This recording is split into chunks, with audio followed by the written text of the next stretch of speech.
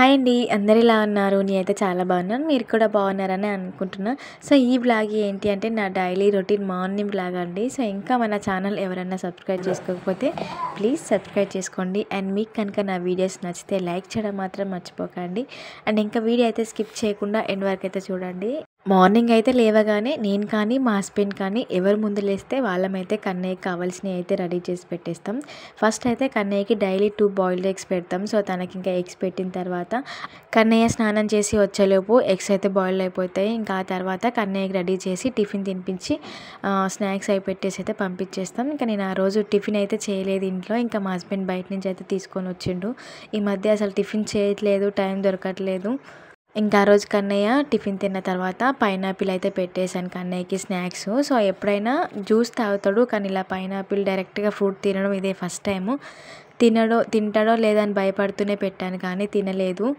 ఎలా పెట్టిన బాక్స్ అలానే తీసుకొని వచ్చేసిండు ఇంకా ఇంటికి. ఇంకా నేనైతే కన్నయ్య పోయిన తర్వాత ఫేస్ వాష్ చేసుకున్న తర్వాత నేనైతే ఈ లెమన్ టీ చేసుకొని తాగినన్నట్టు. డైలీ టీ తాగి అలవాట్లేదు. ఎప్పుడన్నా ఒకసారి మా హస్బెండ్ కోసం చేయమంటే చేస్తాను, కానీ నా కోసం అయితే నేను చేసుకోను. అది ఇంకా ఒక్కసారి అలవాటైందంటే మళ్ళీ మనం దాన్ని మర్చిపోలేము. సో, అలా ఎక్కడ టీకి అడిక్ట్ అయిపోతానని భయంతోనే టీ అయితే నేను సరిగా తాగను.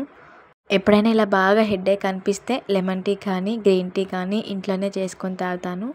ఇంకా లెమన్ టీ తాగిన తర్వాత ఇంకా మా హస్బెండ్కి బాక్స్ ప్రిపేర్ చేయాలి కాబట్టి ఇక్కడైతే నేను ఆలుగడ్డలు ఆనియన్స్ అయితే కట్ చేస్తున్నాను.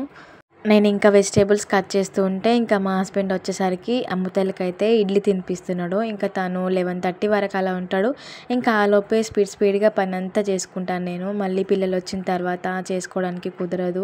ఇంకా వాళ్ళకి తినిపించి ఇంకా వాళ్ళని చూసుకోవడం సరిపోతుంది. మళ్ళీ ఇంట్లో పని చేసుకొని కుదరదు అనేసి ఎంత హడావిడిగానే ఇంకా మార్నింగే చేసుకుంటాను. ఏ పని ఉన్నా సరే ఇంకా ఈవినింగ్ చెయ్యను.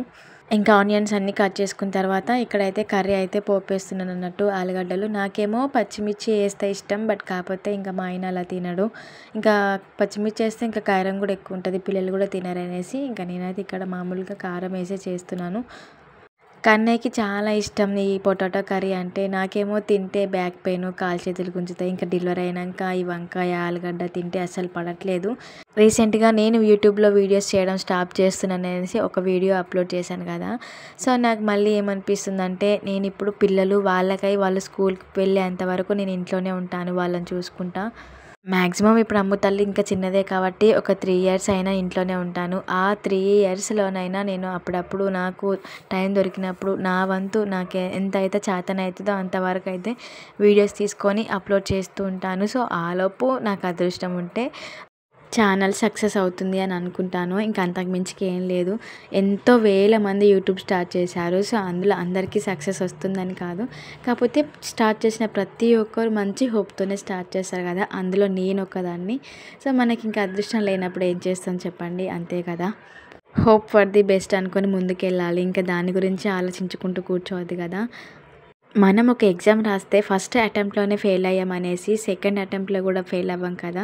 అట్లీస్ట్ సెకండ్ టైం కాకపోయినా థర్డ్ టైం అయినా పాస్ అవుతాం కదా. సో, ఇది కూడా అంతే అనుకోవాలి. నాలాగా ఛానల్ పోయిన వాళ్ళు చాలామంది ఉన్నారు. పోయిందని అంటే మామూలుగా ఎండ్ వరకు వచ్చి మానిటైజేషన్ అవ్వక మానిటైజేషన్కి అప్లై చేసుకున్నాక రీయూజ్డ్ కంటెంట్ అని వచ్చిన వాళ్ళు ఎంతమంది ఉన్నారు కదా. అలా అయితే కొంచెం బాధ అనిపిస్తుంది. ఎందుకంటే చాలా కష్టపడాలి పిల్లలను చూసుకుంటూ వీడియోస్ తీసుకొని యూట్యూబ్లో ఒక వీడియో అప్లోడ్ చేయాలంటే అంత ఈజీ కాదు. సో, ఈ ఇయర్ కాకపోయినా నెక్స్ట్ ఇయర్ అయినా నెక్స్ట్ ఇయర్ అయినా సక్సెస్ వస్తుందని అనుకుంటున్నారు. ఈ యూట్యూబ్లో సక్సెస్ రాకపోయినా నేను అంత బాధపడను. నాకు సంబంధించినవి, పిల్లలకు సంబంధించిన వీడియోస్, పిక్స్ నేను చాలానే అప్లోడ్ చేసుకున్నాను. నాకు ఒక మెమరబుల్గా ఆ యూట్యూబ్లో అలానే ఉండిపోతాయి. సో, అవి చూసుకొనైనా నేను హ్యాపీగా ఫీల్ అవుతాను. పిల్లలు స్కూల్కి పోయేంత వరకే నేను ఇంట్లో ఉండి ఈ వీడియోస్ తీయడం, అప్లోడ్ చేసుకుంటాను. ఇంకా వన్స్ ఒకసారి పిల్లలు కొంచెం పెద్దగా అయ్యారనంటే నేను బయటికి వెళ్ళి మళ్ళీ నా వర్క్ నేను చేసుకుంటాను. అమ్ము తల్లికి ఒక 5 ఇయర్స్ వచ్చేదాకా ఇంటి దగ్గర ఉండి ఆ తర్వాత మళ్ళీ డ్యూటీలో జాయిన్ అవ్వాలనుకుంటాను. తెలుసు కదా, స్టాఫ్ నర్స్కి ఎక్కడ పోయినా కంపల్సరీ ప్రైవేట్లో ఏ హాస్పిటల్ అయినా జాబ్ దొరుకుతాయి. గవర్నమెంట్ అంటే మనం చెప్పలేం, కానీ పిల్లలిద్దరు ఇంకా స్కూల్కి వెళ్తే వాళ్ళతో పాటు నేను కూడా చదువుకోవాలనుకుంటున్నాను. హాస్పిటల్లో వర్క్ చేస్తూనే బీఎస్సీ చేయాలనుకుంటున్నాను. నిజంగా మనకి చదువుకునే వయసులో చదువుకోవాలనిపించదు. అప్పుడు చదువు వాల్యూ తెలియదు. ఆ తర్వాత మనకి ఏదన్నా కష్టం బాధ వచ్చినప్పుడు అయ్యో నేను ఇంకా చదువుకుంటే బాగుండు అని అనిపిస్తుంది. సేమ్ సిచ్యువేషన్ నాది కూడా. ఇప్పుడు నాకు బీఎస్సీ మంచిగా ఫ్రీ సీట్ వచ్చేది. బట్ నేను అప్పుడు చదువుకోలేదు. డైరెక్ట్గా ఇంకా అప్పుడు మా ఆయన నన్ను జాబ్లో పెట్టేసిండు అన్నట్టు. ఇంకా జాబ్ చేసుకుంటూ ఆ తర్వాత మ్యారేజ్, ఆ తర్వాత పిల్లలు. సో లైఫ్ అంతా ఇలానే గడిచిపోయింది 5-6 ఇయర్స్ నుంచి. నాకు వచ్చిన మార్క్స్కి నేను మంచిగా స్కాలర్షిప్తోనైతే చదువుకున్నదాన్ని. బట్ ఇప్పుడు బీఎస్సీ చేయాలంటే లక్షలతో కూడుకున్న పని. అయినా సరే మా ఆయన చదివిపిస్తా అంటున్నాడు. పిల్లలు కొంచెం పెద్దగా అయితే చదువుకో, నాకేం ప్రాబ్లం లేదని అంటున్నాడు. కాకపోతే బిఫోర్ మ్యారేజ్ మనకి ఏం పని ఉండదు చదువుకోవడం తప్ప. కానీ ఇప్పుడు చదువుకోవాలంటే పిల్లల్ని, ఇంటిని, హస్బెండ్ని అన్నీ చూసుకుంటూ అన్నీ బ్యాలెన్స్ చేస్తూ ఎలా చదువుకోవాలి, అసలు చదువుకున్నా కూడా నేను పాస్ అవుతానా లేదా అనే భయం వేస్తుంది. నార్మల్గా కన్నయ్య పుట్టిన తర్వాత చదువుకుందాం అనుకున్నా. కాకపోతే వెంటనే 1 ఇయర్కే అమ్ముతల్లి కలపడబడింది. ఇంకా నా వల్ల కాదు, ఇంకా నేను చదువుకోలేను. ఈ పిల్లలిద్దరిని చూసుకుంటూ నేను ఎట్లా చదువుకోవాలి, బయటికి వెళ్ళి నేను ఎగ్జామ్స్ మీద ఎట్లా ఫోకస్ పెడతా అనేసి ఇప్పటికైతే 2 ఇయర్స్ గ్యాప్ ఇచ్చేసాను అన్నట్టు. ఇంకొక 1 ఇయర్ తర్వాత మళ్ళీ బీఎస్సీకి అయితే స్టార్ట్ చేద్దాం అనుకుంటున్నాను. చదువు కానీ వెంటబడి ఫీజు కట్టి హాస్టల్లో ఉంచి అన్నీ చెప్పి చేస్తే నీకు అప్పుడు అర్థం కాలేదు, 2 పిల్లలు పుట్టిన తర్వాత చదువు విలువ తెలుస్తుందా అంటుంది మా అమ్మ. నిజంగానే నాకు అప్పుడు తెలియలేదు. కానీ పిల్లలు పుట్టిన తర్వాత మనం చదువుకుంటే మన పిల్లలకి మన ద్వారా ఏమి ఇవ్వగలం. చదువుకున్న వాళ్ళ లైఫ్ నార్మల్గా ఏం చదువుకొని హౌస్ వైఫ్స్కి ఎంత డిఫరెన్స్ ఉన్నదో నాకైతే బాగా తెలుసు. కానీ ఈ రోజుల్లో చదువుకున్న వాళ్ళకి రెస్పెక్ట్, చదువుకున్న వాళ్ళకి లేదనే చెప్తాను నేను. ఇంట్లో ఎంత పని చేసినా అంత కేర్లెస్గా చూస్తారు. కానీ చదువుకొని బయటికి వెళ్ళి వర్క్ చేసే వాళ్ళకి ఇచ్చిన రెస్పెక్ట్ ఇంట్లో ఉండి పిల్లల్ని, ఇంటిని చూసుకునే వాళ్ళకి ఇయ్యరు. అలా అని బతకడానికి చదువు ఒక్కటే కాదు, ఒక్కొక్కరికి ఒక్కొక్క టాలెంట్ ఉంటుంది. నేనైతే లైఫ్లో చాలా ఎక్స్పీరియన్స్ చేశాను. మంచిని, చెడును, ఎవరితోని ఎంత ఉండాలి, ఎంత మాట్లాడాలి, అతి మంచితనం కూడా పనికి రాదని మాత్రం బాగా ఎక్స్పీరియన్స్ చేశాను. సో చూస్తున్నారు కదా, ఈ బ్లాగులో అయితే ఫాస్ట్గా అయితే నేనైతే ఇంట్లో పని అయితే కంప్లీట్ చేసుకున్నాను. ఇంకా మార్నింగ్ లేచి మా హస్బెండ్ బాక్స్ కోసం అయితే ఆలు కర్రీ చేశాను సింపుల్గా. అండ్ ఇంకొక పక్క కర్రీ చేస్తున్నాయి, ఇంకో పక్క అయితే రైస్ పెట్టేశాను. ఇంకా మా హస్బెండ్కి ఇంకా వంట చేసిన తర్వాత ఇంకా తను రెడీ అయిపోయి బాక్స్ తీసుకొని అయితే తను వెళ్ళిపోయాడు.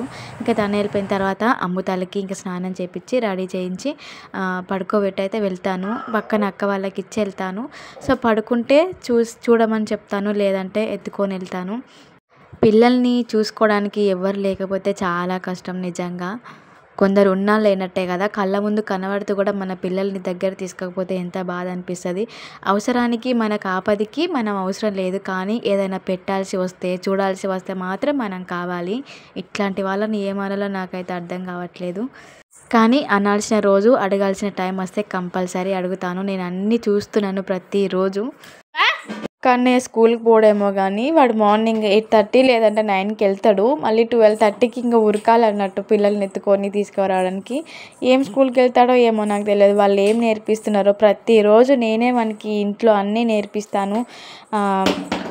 20,000 30,000 వాళ్ళకి పే చేసి వాళ్ళ దగ్గర మన పిల్లలు నేర్చుకోవడానికి పంపిస్తున్నట్లేదు, వాళ్ళే మన పిల్లలకి నేర్పించమని పంపిస్తున్నట్టు అనిపిస్తుంది నాకు.